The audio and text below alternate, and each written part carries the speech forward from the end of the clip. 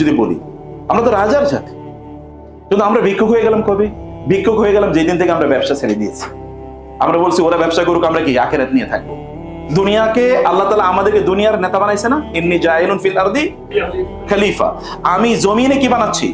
নেতা বানাচ্ছি। তো আপনাদেরকে তো, আপনাদের বাবা তো জমিনের নেতা ছিল, তিনি কে? আদম আলাইহিস সালাম, উনি জমিনের নেতা ছিলেন না? ইব্রাহিম আলাইহিস সালাম আরেকজন বাবা, আল্লাহ তাআলা তাকে বলেছেন কি, ইন্নী জাইলুকা লিন্নাসি ইমামা, আমি তোমাকে মানুষের নেতা বানালাম। আপনাদের বাপ দাদারা মানুষের নেতা, এই জমিনের নেতা, আমরা হয়ে যাচ্ছি ভিক্ষুক। ও আমাদেরকে একটু ভিক্ষা না দিলে আমাদের চলে না। ভিক্ষুকের জাতি যেদিন থেকে আমরা নিজেদেরকে বানাইছি, ওই দিন থেকে গোটা পৃথিবী আমাদের হাতছাড়া হয়ে গেছে। পৃথিবী তো আপনার কথা চলবে যখন আপনার পকেটে টাকা থাকবে। পৃথিবী আপনার কথা চলবে না যখন আপনার পকেটে টাকা থাকবে না, তখন আপনার কথা চলবে না। মানুষের সামনে আপনি দাঁড়াবেন, মানুষের জন্য আপনি কিছু করবেন, করার জন্য আপনাকে অবশ্যই লাগবে সম্পদ। এখন সম্পদ ইনকাম করে কিভাবে বলেন তো? সম্পদ ইনকাম করার শ্রেষ্ঠতম পদ্ধতি হচ্ছে ব্যবসা। শ্রেষ্ঠতম পদ্ধতি কি? ব্যবসা। আপনি চাকরি করে কত টাকা ইনকাম করেন? কত সর্বোচ্চ? চাকরিতে তো লিমিটেড। কত সর্বোচ্চ? কিন্তু ব্যবসা করে এর কোনো লিমিট আছে? কোনো লিমিট নাই, কোনো লিমিট নাই। ব্যবসা করবেন, অথবা ব্যবসাকে আপনি সাপোর্ট করবেন।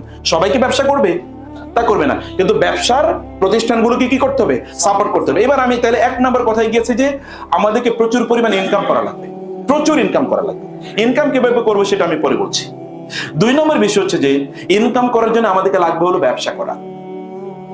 কারণ ব্যবসার মধ্যে প্রচুর পরিমাণ কি আছে? বারাকা আছে। এখন ব্যবসা করার জন্য কি লাগবে? আমাদের প্রতিষ্ঠান লাগবে।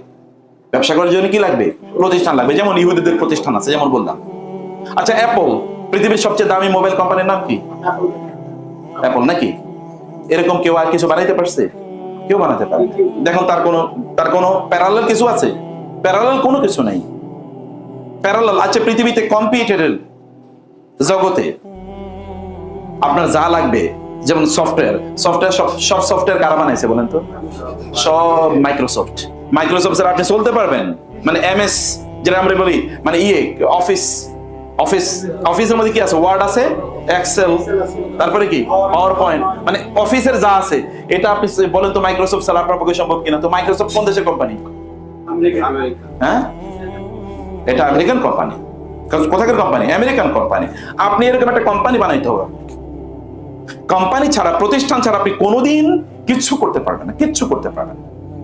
আপনার প্রতিষ্ঠান তৈরি করতে হবে। প্রতিষ্ঠান, এখন 3 নম্বর জায়গায় আসি। প্রতিষ্ঠান কি সবাই একটা করে বানাবে? ইহুদিদের কি হয়েছে বলেন? ঠিক চায়নাদের কথা বলি। আচ্ছা, জাপানের কথা আগে বলি। জাপানে আপনারা জানেন 1945 সালে আমেরিকা কি করলো? কোন এক সকালে 7টা বাজে হিরোশিমাতে অ্যাটম বোম মারলো। অ্যাটম বোম বানার মুহূর্তের মধ্যে, মিনিটের মধ্যে সেখানকার 70 থেকে 80 হাজার লোক তারা তুলার মানে বালির মতো তারা উড়ে গেল। এই যে শরীরের অঙ্গ প্রত্যঙ্গ গুলো, এগুলো সব বালি হয়ে গেছে, পাউডার এরকম উড়ে গেছে। এরপরে 2-3 দিন পরে আবার নাগাসাকিতে তারা কি করলো? অ্যাটম বোম করলো। এর কয়েকদিন পরে, 3-4 দিন পরে, এরপরে জাপানিজরা তারা আত্মসমর্পণ করতে বাধ্য হয়েছে। তারা দেখছে আর বাঁচতে পারছে না কোনোভাবে। জাপান একটা কি ধ্বংসস্তূপে পরিণত হয়েছে। সেই জাপানের বর্তমান অবস্থা কি বলে? এটা আমি 1945-এর কথা বলছি। বাংলাদেশ স্বাধীন হয়েছে কবে জানেন আপনারা? কে বলছে? এটা তো দ্বিতীয় স্বাধীনতা। 1 নম্বর স্বাধীনতা কবে? 1947। 1 নম্বর স্বাধীনতা কবে? 1947। এই অঞ্চল তো 1947, এটা তখন নাম ছিল ইস্ট পাকিস্তান, এতটুকুই। অতএব এটা তো ইন্ডিপেন্ডেন্ট, তখন আলাদা। 1947 আর 1945। 1947-এর পরে আমরা কোথায় আর জাপান কোথায় বলেন? 1947-এ আমাদের যুদ্ধ বিধ্বস্ত দেশ? কিচ্ছুই তো হয় না। যুদ্ধ তো এখানে হয়ই নাই, কারণ আমরা তো আলাদা দেশ পেয়ে গেছি। এর কোনো যুদ্ধ 1971 যুদ্ধ হয়েছে, তাও তো এত কোনো বড় কোনো কিছু ডিজাস্টার ঘটে নাই। জাপানে সব ধ্বংস, কিছুই নাই। তাহলে জাপান তৈরি হলো কিভাবে? আপনারা জানেন জাপানের ইকোনমিক সাইজ জানেন আপনারা? এখন চায়না দ্বিতীয়। পৃথিবীর 1 নম্বর ইকোনমি কারা? আমেরিকা। 2 নম্বর ইকোনমি কারা? চায়না। এই কিছুদিন আগেও 2 নম্বর ইকোনমি কারা ছিল? জাপান ছিল। জাপানের টোটাল টাকা পয়সা যা আছে 57টা মুসলিম দেশের সব টাকা মিলালেও জাপানের অর্ধেক হবে না। কথা বুঝেন না আমারটা? তাহলে আপনার আস্তাগফিরুল্লাহ পড়েন নাই কেন? সুবহানাল্লাহ বলেন কমপক্ষে নাকি? এটা জাপানের জন্য সুবহানাল্লাহ না, আমার জন্য সুবহানাল্লাহ। আমার জন্য আস্তাগফিরুল্লাহ পড়া উচিত। জাপানের যা অর্থনীতি আছে, এই টোটাল অর্থনীতির অর্ধেক নাই গোটা 57টা মুসলিম দেশে। জাপান করে কি বলেন তো? আপনি যদি সৌদি আরবেও যান, এমনকি আমেরিকাতেও গেলে দেখবেন BMW চলে, অথবা আপনি দেখবেন কি টয়োটা চলে, অথবা জাপানের গাড়ি ছাড়া আর কিছুই চলে না। আচ্ছা বলেন তো, পৃথিবীতে জাপান করছে কি? ওরা গাড়ি বানাইছে, এইরকম ধরনের তারা কি ইলেকট্রনিক মানে ইয়ার পার্টস গুলো তারা তৈরি করেছে, মেশিনারিজ গুলো তারা বানাইছে। তো ওরা এই করলো কি বলতো? তো যুদ্ধ বিধ্বস্ত দেশ সব মরে সাফ হয়ে গেছে, এরা করলো কি হবে? এরা করলো কি হবে? এরা তখন জাপানের পরবর্তী গভর্নমেন্ট যারা সরকার যারা আসছিল, অথবা এরকম কিছু লোক যে আপনাদের মতো, আমাদের ফরিদ ভাইয়ের মতো এরকম কিছু লোক তারা একত্রিত হয়েছে। তারা একত্রিত হয়ে তারা চিন্তা করলো কি করবে। কিছু লোকের তারা প্রশিক্ষণ দেবে। কোথায় প্রশিক্ষণ দেবে? লোক নাই, তারা পাঠালো আমেরিকাতে, যাও ওইখানে প্রশিক্ষণ নিয়ে আসে। ইউরোপে যাও, ওইখানে প্রশিক্ষণ নিয়ে আসে। রাষ্ট্রীয় দেশের কিন্তু অর্থনৈতিক অবস্থা খুবই খারাপ, কিন্তু কিছু টাকা পয়সা যা আছে এটা দিয়ে একজনের পাঠালো, যাও ওইখানে যাও, গিয়ে সেখান থেকে ট্রেনিং নিয়ে আসো। ট্রেনিং নিয়ে আসার পর তোমাকে আমাদের টাকা দিয়ে পাঠিয়েছি, তোমাকে আমার দেশে ফিরে আসতে হবে। তুমি ওইখানে থাকলে 10,000 টাকা বেতন পাইতে, আমরা তোমাকে 12,000 টাকা বেতন দেবো। ট্রেনিং তুমি নেবা, আমার টাকা দিয়ে তুমি ট্রেনিং নেবা, কিন্তু তুমি ফিরে আসবা, ফিরে এসে আমার এখানে চাকরি করবা, কিন্তু তোমাকে দেবো কত বেতন? ওইখানে যা পাইতে তার চেয়ে আমি তোমাকে 2,000 টাকা বেতন বাড়ায় যাবো। কিন্তু তোমার কাজ হবে চাকরি করা না, আমার এখানে এসে তুমি যা শিখছো এটা শিখাইবা অন্যদেরকে। ট্রেনিং, তুমি যা শিখেছো এটা এসে তুমি যা শিখেছো এরকম 10 জন লোকের শেখাবা। এই 10 জন আর 10 জন, এই 10 জন আর 10 জন, গোটা জাতি কি টেকনিক্যালি স্কিল, গোটা জাতি টেকনিক্যালি স্কিল।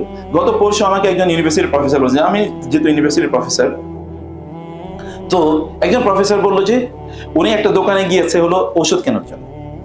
তো ওই দোকানের যে ওষুধ বিক্রি করে তার জিজ্ঞেস করলো কি, তোমাকে তো দেখতে স্মার্ট মনে হয়, পড়াশোনা করেছো কোথায়? বলো স্যার আমি একটা প্রাইভেট ইউনিভার্সিটি, খুব নামি দামি প্রাইভেট ইউনিভার্সিটি থেকে ফার্মাসিতে বিএসসি করেছে। ফার্মাসিতে, ফার্মাসিতে তুমি বিএসসি করছো, এখানে তুমি ওষুধ বেচো, ওষুধের দোকানে বসে বেতন পাও কত? বলে স্যার 15,000 টাকা। তো তুমি এরকম চাকরি করো, এটার জন্য তো ফার্মাসিতে পড়াশোনা করার প্রয়োজন নেই। বলে স্যার কি করবো, কোনো চাকরি পাই না তো, অতএব যেটা পাইছে এইটাই করতেছে। পড়েছে কোথায়? ফার্মাসিতে। ও তো এখন একটা ফার্মাসি, একটা কোম্পানি, ফার্মাকোলজি, ফার্মাসিউটিক্যাল কোম্পানি দেওয়ার কথা, কারণ ও তো পড়াশোনা করেছে কিভাবে হাউ টু ম্যানুফ্যাকচার মেডিসিন, কিভাবে ওষুধ বানাবে এটা পড়ার কথা, এটা সে শিখেছে, ওখানে পড়াশোনা করেছে। কিন্তু আইসা করতেছে কি? আপনি দেখেন যারা বিবিএ পড়ছে, আপনারা এখানে অনেকে হয়তো থাকবেন, পড়ছে বিবিএ, কিন্তু এখন গিয়ে হোটেলের অথবা ধরুন হোটেলে এমনি ওই যে ওষুধ ইয়াটিএ লেখে, আগে ভাউচার লেখে, পড়েছে বিবিএ। তো বিবিএ এর সাথে ভাউচার লেখার কি সম্পর্ক? ভাউচার লেখার জন্য কি বিবিএ পড়ার প্রয়োজন আছে? তাহলে প্রবলেমটা কোথায়? স্কিল ডেভেলপ করে না, আমাদের ডেভেলপ করে নাকি স্কিল, মূলত স্কিলের অভাব। আপনাকে ডেভেলপ করতে হবে স্কিল, যেটা আপনার কাজে লাগবে। এই পড়া তো আপনার কাজে লাগে না, তাহলে আপনি কেন এই পড়া পড়ছেন?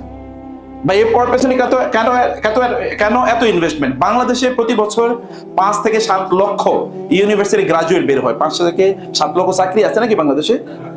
তাহলে এগুলো করবে কি? ওরাই তো তখন ফ্রাস্ট্রেশনে ভোগে, ওরাই তখন গাঁজা খায়, ওরাই তখন কি জুয়া খেলে, অথবা ওরাই তখন বিভিন্ন ধরনের অপকর্মে লিপ্ত হয়ে যায়।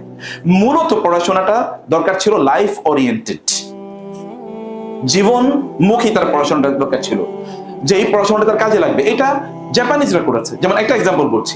অতএব স্কিল ডেভেলপ মানে এদের দেখেন একটা কমিউনিটি ডেভেলপমেন্ট। 2 নম্বর বলি আমি, মানে ইহুদিরা, জানেন তো ইহুদিরা সংখ্যা কত জানেন? পৃথিবীতে প্রতি 1,000 লোকের মধ্যে 3 জন হলো ইহুদি। কত জনের মধ্যে? 3 জন।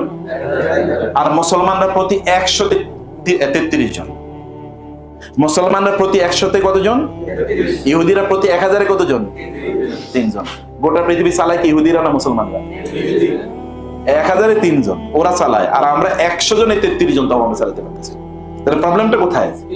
স্কিলের অভাব। আরেকটা জিনিসের অভাব, তা হলো কি একটা কমিউনিটি অ্যাটাচমেন্ট। আমরা যখন, যেমন ধরেন আপনারা যখন কোনো একটা চাকরি করবেন, তখন আপনি তো চিন্তা করবেন আমি এত কষ্ট করবো না, আমি কষ্ট করলে ফরিদ সাহেব লাভবান হবে, আমি কেন কষ্ট করবো? এরকম মানসিকতা বাঙালির মধ্যে বেশি, মুসলমানদের মধ্যে বেশি, যে আমি এত কেন কষ্ট করব, আমি যত কষ্ট করবো তত ওনার লাভ, আমার তো আর লাভ নাই, অতএব আমি যত ফাঁকি দিতে পারি, এরকম একটা মানসিকতা আছে। কিন্তু ইহুদিদের এই মানসিকতা নেই, জানেন? ইহুদিরা যদি এখানে থাকে, ওই যে বলে না সব শিয়ালের এক রাত, শিয়াল যদি এখানে ডাক দেয় তাহলে ওইখানকার শিয়াল আমি আছি কিন্তু তোর সাথে, ওখানে কিন্তু